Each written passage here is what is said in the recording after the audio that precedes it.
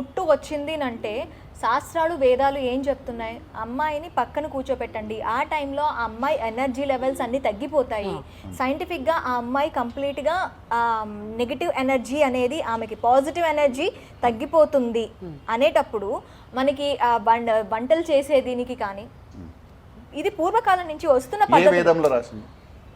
ఏ వేదం శాస్త్రాలు చెప్తున్నావండి, వేదంలో రాసిందో చెప్పండి నాకు. మేము అందరినీ కూడా క్వశ్చన్ చేసేది ఇది ఒకటే పాయింట్. వేదం మస్తు మంది మాట్లాడుతున్నారు. 4 వేదాలు, ఒకే వేదం దాన్ని 4 రకాలుగా డివైడ్ చేసిండ్రు. ఆ 4 వేదాలలో పీరియడ్స్ తప్పని ఎక్కడ రాసింది? అమ్మాయికి పీరియడ్స్ వస్తే గుడికి పోకూడదు అని ఎక్కడ రాసింది? అయితే పూజలు చేయకూడదు. శాస్త్రాలు చెప్పేది ఏ శాస్త్రం అమ్మా? శాస్త్రాలు చెప్తుంది ఏంటి, ఏ శాస్త్రం అంటున్నా? శివాలయానికి ఒకవేళ ముట్టు వస్తే 7 రోజుల తర్వాత వరకు వెళ్ళకూడదు అని చెప్పి. అట్లా అంటే ఇప్పుడు మరి శివయ్య శక్తిలో సగం కదా, అవునా కదా? అమ్మవారిలో సగము, ఆయన ఇద్దరు సగం కలిస్తే మరి ఆయన కూడా ఆయన అపవిత్రమే కదా. అప్పుడు అమ్మనే కదా ప్రకృతి, అమ్మకు వస్తుంది, మరి ఆయనకు శివయ్య కూడా మగవాడికి రాదా? ఇప్పుడు సగం భాగం అంటే వాళ్ళని అర్ధరాధేశ్వరుల రూపము అని అంటారు. శివుడిని ఉదాహరణగా తీసుకొని దాంపత్య జీవితం వాళ్ళ లెక్కలు ఉండాలి అని అంటారు, అవునా కదా? ఇద్దరము సమానము అని వాళ్ళిద్దరూ ఒకటిగా మనకి చూపిస్తున్నప్పుడు ఎవరినైనా చూడండి, ఏ పెళ్లి జరగని ఏమి జరగని ఆది దంపతుల లెక్కలో ఉండండి, ఆ శివ పార్వతుల లెక్కలా అని దీవిస్తారు. అంటే ఏంటి, అర్ధనారీశ్వర తత్వం నిజమైనప్పుడు ఈ శౌచం శుచి అనేవి ఉండవు అని అంటారు మీరు, అంతేనా? మీరు విషయం చెప్తున్నా, మీకు అర్థమవుతున్న పాయింట్. ఎక్కడ తప్పు ఉన్నదో మాకు వేదాలు చూపియండి. మేము అందరిని రిక్వెస్ట్ చేస్తున్నాం. మేము వేదం తీసుకోవడానికి మేము తప్పు ఉండొచ్చు, మీరు అందరు అంటున్నట్టు మేము తప్పు ఉండొచ్చు. ఎక్కడ తప్పు ఉందో రాసింది చూపియండి మేము అనేది. మేము పూర్వీకులు తప్పని అనట్లేదు, పూర్వీకులు పెట్టిన నిబంధనలు తప్పని అనట్లేదు. బాగా ఆలోచించండి, అర్థం చేసుకోండి. ప్రతి ఒక్క ఏది పడితే అది మాట్లాడుతున్నారు. అంటే ఎవరు టీఆర్పీ రేటింగ్స్ కోసం యూట్యూబ్ ఛానల్స్ పెడుతున్నారు. 4 years బ్యాక్ ఇన్సిడెంట్ జరిగింది, దాని వల్ల నేను చెయ్యాల్సి వచ్చింది, నేను అది కంటిన్యూ చేస్తున్నాను. కంటిన్యూ చెయ్యట్లేదు.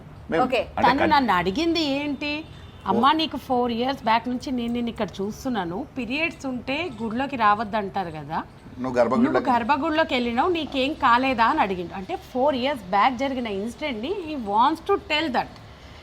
ఓకే, 4 years అప్పుడు ఒకసారి చేసినావు నువ్వు, దానివల్ల నీకేమి జరగలేదా? చాలా మందికి డౌట్స్ వస్తున్నాయి, మన గుడికి వస్తున్నారు, క్వశ్చన్ చేస్తున్నారు. ఏమని తను ఉదాహరణ. ఓకే మధులత గారు, అసలు ఏ సిచ్యువేషన్లో వెళ్ళాల్సి వచ్చింది, ఏ సిచ్యువేషన్ కనుగొని మీరు గర్భగుడిలోకి వెళ్ళి ఆ టైంలో అమ్మవారిని దర్శించుకోవటం కానీ అమ్మవారిని ముట్టుకోవటం కానీ జరిగింది? Good question. నేను ఈ క్వశ్చనే నన్ను ఎవరైనా అడుగుతారేమో అది చెప్పాలి అని అనుకుంటున్నా. ఎందుకు వెళ్ళాల్సి వచ్చింది అని అంటే, మేము చిన్నమ్మ కార్యం చేసినప్పుడు అప్పుడు మొత్తం ఇంత గుడి కట్టలేదు, అసలు మాకు గుడే కట్టాలన్న ఆలోచన లేదు. ఫస్ట్ ఆఫ్ ఆల్ ఏదో మా తాతల కాలంలో ఉన్న అమ్మవారు అడిగిందని ఒక విగ్రహ ప్రతిష్ట, చిన్న విగ్రహ ప్రతిష్ట చేయమంటే చేసి వదిలేసినాం మేము. ఆ తర్వాత అనుకోకుండా అట్లా గాలికి తల్లిని వదలొద్దు అని చెప్పి కనీసం ఒక చిన్న రూమ్ లెక్కల వేసి పెడదాము అని చెప్పి ఫస్ట్ గోడలే కట్టినాం మేమే. నేను కూడా మీ అందరి లెక్కనే ఒక 4 years బ్యాక్ అదే పాటించినాం మేమిద్దరం కూడా. సృష్టి వస్తే గుళ్ళకి వెళ్ళొద్దు, పీరియడ్స్ వస్తే దేవుడి పని చెయ్యొద్దు, దూరంగా ఉండాలి అని నేను కూడా పాటించిన. టిల్ జూలై 2021 మేము ఈ ప్రతిష్ట చేసినాము. అప్పటి వరకు కూడా నేను అట్లనే ఉన్నాను. నాకు ప్రతిష్ట అయిన తర్వాత పీరియడ్స్ వస్తే నేను రాను కూడా రాలేదు. అప్పుడు అమ్మవారికి మార్నింగ్ అభిషేకం చేయాలి అంటే వేరే పంతులని పిలిపించి చేపియాల్సి వచ్చింది అనమాట. ఎందుకంటే మేము గుడి కట్టాలని అనుకోలేదు కదా, ఏ పూజారులు అవి ఇవి ఏం పెట్టుకోలేదు. మేము ఏమనుకున్నామంటే ఒక పూజారిని ఎవరైనా మాట్లాడి ధూపదీప నైవేద్యం చేసేళ్ళమని చెప్తాం పొద్దున సాయంత్రము అనే ఆలోచన మాది. అట్లా మేము అనుకున్నాం, అమ్మవారికి అంకితం చేయాలని అనుకున్నాం దీన్ని మేము. వన్ సర్టన్ సిచ్యువేషన్లో నవరాత్రులు అప్పుడు మాకు అమ్మవారు ఇచ్చిన ఆజ్ఞ ఏంది అని అంటే, ఈ గుడిలో నాకు పూజ చేసే వ్యక్తి పూజారి కానీ ఎవరైనా కానీ అబద్ధం ఆడొద్దు. మనిషికి లేనిది చెప్పి వాళ్ళకి, అంటే ఈ జాతకము ఈ దోషము ఆ దోషము అని అబద్ధము చెప్పి దేవుడికి మనిషికి మధ్యన ఉన్న దాన్ని ఒక అనుబంధాన్ని తీసేయొద్దు. తప్పుడు మాటలు చెప్పి ఏ పూజలు ఇక్కడ జరగొద్దు. ఏమి చేసినా ఒకవేళ తనకి ఏదైనా సమస్య ఉందా ఆ తల్లికి పూజ చేపియండి. అమ్మవారికి చేపియండి కానీ మనిషి పేరు చెప్పి మనిషికి చేయకండి. సమస్య ఎవరు పాయింట్ ఏంటంటే ఇది చెప్పు, యాక్చువల్లీ ఇక్కడ ఉన్న పంతులకి మేము ఉండే కండిషన్స్ ఇవన్నీ, అది ఇక్కడ ఎటువంటి జాతకరీత్యా పూజలు ఏ పూజలు అని చెప్పి చెప్పినాం అనమాట. సో ఆ పర్సన్కి ఏం కావాలి? డబ్బులు. మేము జీతం ఇస్తాము కానీ అబద్ధం చెప్పొద్దు అని చెప్పి చెప్పినాం అనమాట. మేము చెప్పినప్పుడు they were not ready to take it. అంటే ఏంటి, ఇక్కడ జాతకాలు చెప్పొద్దు, మూఢనమ్మకాలని మీరు ప్రచారం చేయొద్దు. ఓకే, అది ఆ కండిషన్ పెట్టినందుకు పంతులు ఎవరు ఇక్కడికి వచ్చి చేయడానికి రెడీగా లేరు. అమ్మవారి టెంపుల్ అని అనగానే ఫస్ట్ అట్రాక్ట్ అయ్యేది డివోషనల్ గా అండ్ ఆస్ట్రాలజీ ఇవన్నీ. అది మేము చెయ్యొద్దు అన్నాం. మనిషికి దేవుడికి మధ్య దూరాన్ని పెంచకండి. వాళ్ళు ఇక్కడికి వచ్చేది ఎందుకు? అమ్మని నమ్మి, అమ్మనే ఆ భారాన్ని అమ్మకి అప్పచెప్పి వెళ్తున్నారు. అమ్మనే ఆ సమస్యని నిజంగా అయితే ఖచ్చితంగా తల్లి ఆ వరం ఇస్తుంది. అంటే నిజమైన శక్తిని చూపించాలనేది మా ఉద్దేశం. ఈ మనుషుల్ని నమ్మొద్దు, దేవుని నమ్మమని చెప్పడం మా ముఖ్యమైన ఉద్దేశం. మేము అక్కడ పంతులు చెప్పింది కూడా. వాళ్ళు దానికి రెడీగా లేకుండే ఆల్ ఆఫ్ సడన్గా సరే అని ఒక పంతులు వచ్చిండు, కొన్ని రోజులు చేసిండు. నేను కూడా ఇక్కడ లేను, నేను వైజాగ్లో ఉన్నాను. నేను ఆ టైంలో మేము గుర్తుందా నీకు? మనం వైజాగ్ వెళ్ళాం. మేము వైజాగ్ వెళ్ళాం అనమాట. వైజాగ్ వెళ్ళి మేము ట్రావెలింగ్లో ఉన్నాం. మేము రిటర్న్ నేను ఇంకా నాకు 3-4 డేస్ తర్వాత నేను రావాలన్నమాట. ట్రావెలింగ్లో ఉన్నాను నేను. ఆల్ ఆఫ్ సడన్ గుడికి తాళం కూడా వేయలేదు, అర్ధాంతరంగా తలుపులు ఓపెన్ పెట్టేసి వదిలేసి వెళ్ళిపోయింది ఆ పంతులు. ఆ టైంలో నేను ఏం చేయాలి చెప్పండి? అమ్మవారిని అట్లా వదిలేసి వెళ్ళిపోయింది అనమాట. ధూప దీప నైవేద్యం కూడా పెట్టలేదు. ఇంత దుర్మార్గులు మనుషులు. మళ్ళీ వాళ్ళు వేదం చదువుకున్నాము మేము అమ్మవారు అంటే ఇది అది అని చెప్పి అని అంటారు. ఆగమేఘాల మీద నేను అప్పటికప్పుడు వైజాగ్ నుంచి పరిగెత్తుకొని వచ్చేయాల్సి వచ్చింది. నేను వెళ్ళింది కూడా దేవుడి పని మీదనే, వేరే ఏ పని మీద కాదు, ఈ గుడి పని మీదనే మేము వెళ్ళినాము. పరిగెత్తుకొని రావాల్సి వచ్చింది.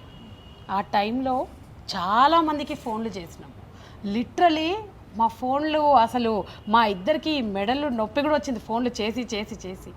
ప్లీజ్ వెళ్ళి అమ్మవారికి ధూపదీప నైవేద్యం చేయండి, ఎన్ని డబ్బులైనా ఇస్తాం మేము అని అంటే ఒక్కరు ముందుకు రాలేదు. ఒక్కరు కూడా ముందుకు రాలేదు ఆ టైంలో అమ్మవారికి ఒక అతను పొద్దున వచ్చి అభిషేకం చేస్తానమ్మా, పండగ అప్పుడు మనకి నవరాత్రుల టైం, పొద్దున్నే వచ్చి నేను అభిషేకం ఇట్లా చేస్తానమ్మా నేను వస్తానని చెప్పిండు. 100 ఫోన్లు చేయంగా వచ్చిండు. వచ్చిన తర్వాత మేమిద్దరం ఇక్కడే కూర్చొని ఉన్నాం అనమాట. తనకు పీరియడ్స్ ఉన్నాయి, బయట కూర్చొని ఉన్నాను నేను. మనం కట్టి ఉండే అప్పుడు ఇక్కడంతా ఇదంతా కాంపౌండ్ వాళ్ళు కట్టి ఉండే, నేను అవతలకున్నాను నేను. సో వచ్చిండు, అభిషేకం చేస్తాను, లోపలికి వెళ్ళిండు, అమ్మవారి వస్త్రాలు తీసేసిండు. వస్త్రాలు తీసేసి నేను ఒక్కడనే చేస్తే ఆలస్యం అయిపోతుంది, ఇంకొకరిని పిలుచుకొస్తానమ్మా అని చెప్పి అంతే ఇక వెళ్ళిపోయిండు. అమ్మవారిని అట్లా వదిలేసి వెళ్ళిపోయి తను 2 hours అయితే 3 hours అయింది. చాలా షాకింగ్ ఉన్నాయండి. ఒక బ్రాహ్మణు ఒక అదే కదా మేము అనేది, అదే ప్రతి ఒక్కరికి మేము చెప్పాలనుకుంటుంది. ఇది నిజం, అమ్మవారు ఈ మనుషులు కాదు. వాళ్ళు ఏదో ఒక బట్టలు వేసుకోగానే ఇప్పుడు సోకాల్ పీపుల్ అంతా ముందుకొచ్చి మీడియా ముందుకొచ్చి నా గురించి మాట్లాడుతున్నారు కదా, దీనికి ఆన్సర్ చేయండి ఫస్ట్. సో అక్కడ ఆ సిచ్యువేషన్లో 1 గంట 2 గంటలు 3 గంటలు ఎంత మందికి ఫోన్ చేసినామంటే ఈ సరౌండింగ్స్ హోల్ షేర్లింగం పెళ్లిలో చాలా పెద్ద పెద్ద పంతులు కూడా ఉన్నారు ఇందులో. ఫోన్లు ఎత్తలేదు, అవాయిడ్ చేసిండ్రు. కేవలము వాళ్ళకి వేరే కార్యాలకు వెళ్తే ఎక్కువ డబ్బులు వస్తాయని. అప్పుడు నేను ఏ ఆడపిల్ల అందరూ అంటున్నారు కదా బరి తెగిచ్చింది, ఒక మొగాడికి ఎట్లా చెప్తుంది పీరియడ్స్ అని, చెప్పకూడని సిచ్యువేషన్లో నేను అడుక్కున్నాను పంతులని. నేను బాగుంటే నేనే వెళ్ళి అమ్మకి చేసుకునేదాన్ని. నాకు పీరియడ్స్ ఉండడం వల్ల నేను గుడిలోకి వెళ్ళలేను, అర్థం చేసుకొని ప్లీజ్ రండి అయ్యగారు అని చెప్పి నేను అప్పుడు ఆ పంతులకు కూడా చెప్పాల్సి వచ్చింది. సో ఆ సిచ్యువేషన్ నేను గలీజా అని అంటున్నారు కదా, విని కూడా లేదు తెలియాలి సిచ్యువేషన్ చెప్పు. ఆ సిచ్యువేషన్లో తప్పక అమ్మాయి ఏం చేయాలి అంటే ఆ తల్లి ఇచ్చిన ఆదేశమే. దీన్ని కూడా చాలా మంది చండాలంగా మాట్లాడుతున్నారు. నాకు కూడా అమ్మవారు వచ్చింది, దాన్ని చెప్పుతోటి కొట్టమంటుంది, అది నన్ను తాకుతుంది, నేను అపవిత్రం అయిపోయినా నన్ను పవిత్రం చేయండి మీరు అందరూ అని చెప్పి వీళ్ళని అమ్మవారు అడుగుతుందంట 3 రోజుల నుంచే. అసలు ఇది బయటకి ఎప్పుడు వచ్చింది, ఎలా వచ్చింది మధు గారు? సో విషయం అదే, ఇప్పుడు ఆ రోజు ఆ సిచ్యువేషన్ వల్ల తను పోయి అమ్మ మాకు ఇప్పుడు ఆ సిచ్యువేషన్ నేను ఖాళీ పోయగలుగుతాను కానీ చీర కట్టడం అలంకరణ అయితే నాకు రాదు.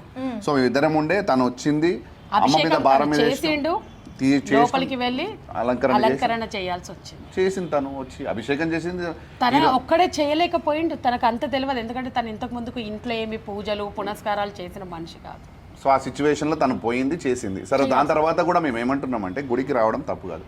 తనకు పీరియడ్స్ ఉన్నప్పుడు వస్తుంది, కూర్చుంటుంది, పోతుంది. గర్భగుళ్ళకి పోతుంది అని మేము అనట్లేదే. అర్థం ఆ సిచ్యువేషన్లో పోయింది.